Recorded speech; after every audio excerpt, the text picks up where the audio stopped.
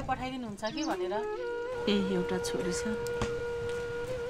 कति अभागी रहेछ, यसले कहिल्यै सुख शान्ति पाइन।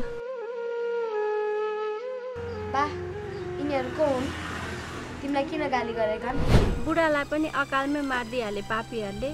खाना पाकेको छैन? पाकिसक्यो, अब एकैछिन पखन बा आउँछन् सँगै हामीलाई हुन। धेरै पिराउनु भएको छ आज, ठुलै माछा हात पऱ्यो कि क्या हो?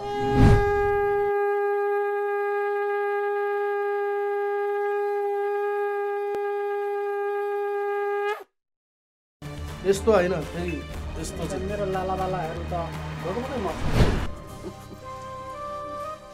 ओइ सानी, जा दिदीले पनि उठा, बाख्रा चराएर भन्छ। आमा, आजसम्म हाम्रो भाइ कहाँ छ होला है? खै कहाँबाट सुरु गरौँ?